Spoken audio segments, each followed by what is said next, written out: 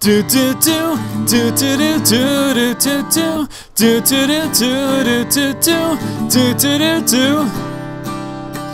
Six pool and I'm rushing, he's yelling and screaming and crying. Just broke through his pylon and he taps and chat to me, cheeser. Oh my god, you skeezer, why don't you just learn how to play? I sit in my chair and I laugh at him. If you could learn to scout, then you wouldn't be so bad. He taps some more garbage in chat and all I can say is LOL, you're mad. He leaves the game without saying GG. Oh my gosh, oh woe is me. Maybe he should learn to scout and see how to be good from 4 strategy. Hey guys, what's up? And welcome back to for StarCraft 2 Strategy. Hey guys, what's up? And welcome back to for StarCraft 2 Strategy.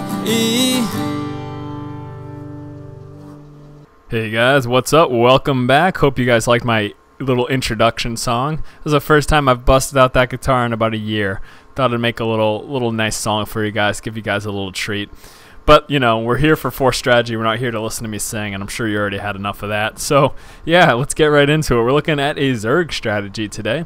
Now, the Zerg player we're going to be looking at is MTW's Demaga, and our Zerg opponent here is Sen. This is a Zerg vs. Zerg. I had some requests for that. I figured I'd deliver on such requests. So, Zerg vs. Zerg, what are we looking? What are we seeing today? Well, a lot of times in Zerg vs. Zerg, I've talked about this before. Speedling Baneling's very strong build, very popular build. Now there have been people who have been deviating from that, trying to go for a more Roach build.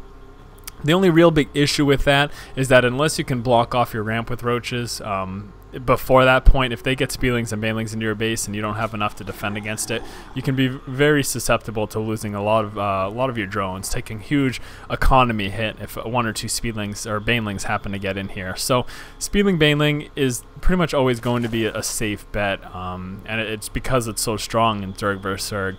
Now, another thing we're going to be seeing today, and you may be a little questioning of, is that you don't see a lot of fast expansions in Zerg vs. Zerg, but we are in fact going to be seeing that in this game. Fast expansions can work as long as you're able to properly defend against your opponent. If they stay on one base and you're going for fast expansion, you're going to be in a tough spot. There's a window where you're going to be in a really tough spot, and you just have to be able to properly defend against that. That's going to come through stuff such as scouting. We know how important scouting is because I've talked about it before, and then obviously that wonderful song at the beginning of the video told you how important scouting was. But yeah, scouting is always very important. It's a crucial part of the game, just as maintaining your economy and proper unit control. These are big aspects of the game that are always going to be very important. So we're seeing this fast expansion. This actually went down at 16 supply. That's when we drop this hatchery in our natural here. And then we're going to be coming out with that spawning pool here. And that's at 16 supply as well. And this extractor actually came up before that at 17 supply. So we were at 17, we dropped this extractor, that put us down to 16, and then that spawning pool. Now again, that extractor first, like I've talked about before, you're doing this so that you can have the resources necessary, the Vespene gas necessary to get that Speedling upgrade, also to get that Banelings Nest out in play. Now you can see right now, we're still not positive where our opponent is. He could be either in this position or this position, so checking with the overlords, both of them. And that's actually a really nice scouting pattern. If you can see that there, against a Zerg opponent, the creep would extend to this half, so you don't have to spend all that time with your overlord trying to go in. As long as you skirt along this edge right here, you're going to be able to see if he's there just because of the creep spread. And since he wasn't, you can just immediately direct your overlord to the next position he needs to go. So back in the base here, coming out with both queens actually. Since we do have this expansion of both queens are coming out. The first one was at 18, second one was at 20 supply. 24 supply is when that Metabolic Boost is going to start, and I'm sorry, I didn't have production tab up, so there it is for you guys. So yeah, so far we've just been working basically on econ. Obviously getting these queens up is going to be twofold, the purpose. It's going to help with early defense as well as that spew larva ability, obviously very crucial. Now we have seen here that our opponent has fast expanded themselves. Now in seeing this, that's the reason we've continued to drone up and haven't worried too much about getting Zerglings. If they were still on one base, you would want to make some really early Zerglings, as well as getting that Banelings Nest out, and we did drop this Baneling Nest at 25 supply. Now from this point forward, when we take a look at other buildings that are being dropped. We're actually not going to mention supply, just because it varies so much depending on what you lose for Speedlings and Banelings, if he hits your economy, stuff like that. Now we see some Zerglings coming out, so at this point we are going to make some ourselves. Also, this Banelings Nest is just about finished, so we're going to be able to utilize that as well. So again, Speedling Baneling, obviously very strong in Zerg vs Zerg. In seeing him fast expand, that's the reason we ourselves didn't have to get really early Zerglings. We didn't in fact get them until now. Ideally, you'd like to stop these Zerglings from getting into your base, because you do want to prevent them from getting as much scouting information as possible. Now, he has seen this Baneling Nest, so he is sure that it's coming. He is likely to respond by getting Banelings himself from this point. So, just going to be moving some Zerglings forward, trying to poke at his base. Also, at this point, going to want to start to mass up Zerglings. You can see he's got a huge mass of Zerglings that just ran by, and there's some more right there. So, we do need enough to be able to defend against that. So, massing up Zerglings ourselves, we are able then to push off and deal with what he has. Also, starting to get in some Banelings relatively soon is going to be a good idea as well. And you can see there, he's going for those Banelings just at that very moment.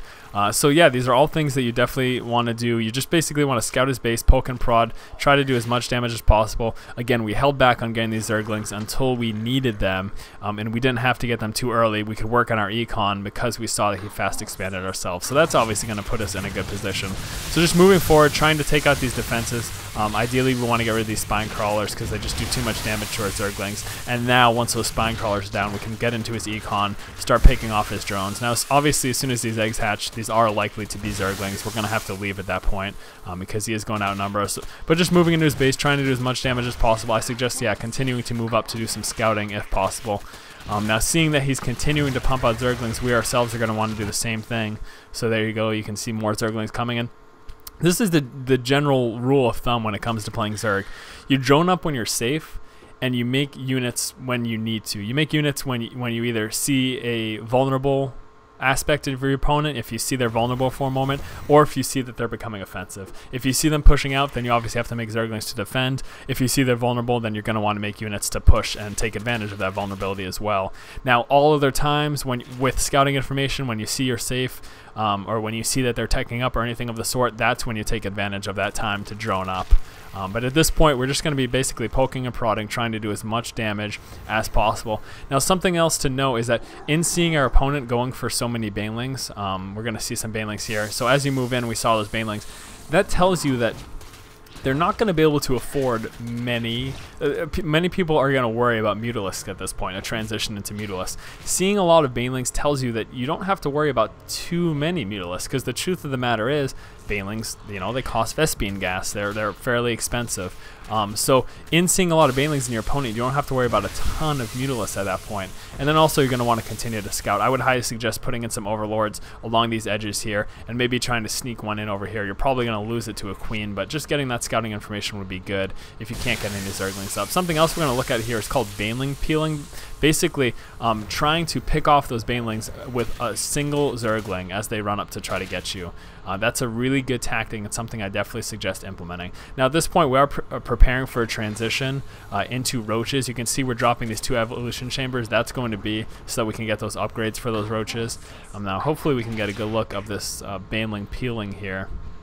I know it's going to happen at some point, but we're going to need a transition. Roaches are going to be very strong against both Speedlings and Banelings, especially if you can get those upgrades. Dropping that Roach Warren right now as well. As far as when you should be doing this, here we go. So we're going to be looking at some Baneling Peeling right here. You just want to take a singular Zergling and attack that Baneling. If you bring your whole group in, the splash damage is going to kill. So all you need to do is micro properly, take one of your Zerglings, attack the Baneling, and then run away with the rest of your Zerglings. You can see that done right there. He pulled away the rest of his Zerglings and then attacked it with that one. You take much less losses if you lose a single Zergling as opposed to what you could lose if the Baneling gets into your entire group. So like I was saying, doing this transition, getting these upgrades, the ranged and the Carapace upgrade, also going to be teching up to a layer here. Obviously, that's going to allow us many more options, but we're basically just trying to stay as offensive as possible, trying to do as much damage as possible. And I know a lot of people were wondering how to deal with your opponent getting Banelings as Zerg in a Speedling Baneling matchup. And the best way is to do what I had mentioned earlier, try to do that peeling. So this transition here into Roaches, why is this happening? Why aren't we going for Mutas? Again, in getting so many Banelings, in playing with Banelings, it's so Vespene heavy that it's hard to be able to afford many it's hard to be able to afford much, if any, Hydralisks when you start the game off with Banelings. It's much easier to be able to afford Roaches. And you may say, well, if your opponent goes for Mutas, your Roaches are going to be screwed. This is true, but at the same time, you have to realize, especially in small numbers, Mutalisks do absolutely jack squat against Roaches. They do so little damage that as long as you can get these Roaches into his base, you can pick off so much of his tech and take out so many of his workers, just because it takes so long for Mutas to kill these Roaches. And that's going to allow you plenty of time to get additional queens, and then also probably to get a Hydralisk den to fend off any counterattacks that you may be seeing from Mutas. So that's why this is actually a pretty strong transition. If you go from Speedling Baneling into Roach, if your opponent goes Banelings himself, again, he's going to be pretty low on Vespene gas. He's not going to be able to afford many Mutalisks, and as such, you could still do tons of damage with these Roaches. The real threat is going to be if he pushes out against you, but as you can see, we're dropping a Hydralisk den, like I'd mentioned, right here. So that's to deal with the possibility of Mutalisks as a counterattack here. And if that happened, Hydralisk obviously more than capable of dealing with any sort of Mutalisk attack you're going to see. And again, even if he had mutas right now, he would only maybe have 4 or 5, and they would not do enough damage. It would take them way too long to kill these Roaches, and you would be able to do so much damage with it, and then transition into your Hydralisks. So let's just go over that build order real quick here. We start off with a quick expansion here at 16 supply, follow that up with a Extractor at 17, and then right after that we got a spawning pool at 16. At 18 supply, we got our first queen. Second queen coming at 20 supply. 24 supply, started researching that Metabolic Boost, and 25 got that Banelings Nest. And then we took a look at how to deal with your opponents having Banelings, just sending one Zergling to attack a Baneling as it comes towards you, instead of losing your whole group. And then also we saw how that transition into Roaches can be pretty effective as well. So once again, guys, this has been for StarCraft 2 Strategy. Don't worry, I will not sing a song for the outro. If you guys like our videos and you like what we're doing here, then please do go ahead and subscribe to our channel. Keep watching and keep owning, guys. Because you won't be taking that splash damage, and that drastically reduces the effectiveness of Thors against Mutalisks. So if you haven't learned how to Magic Box, if you haven't heard about it, I suggest going to Team Liquid, looking it up, and trying to learn how to implement it yourself, because it's a very, very effective tactic against Thors.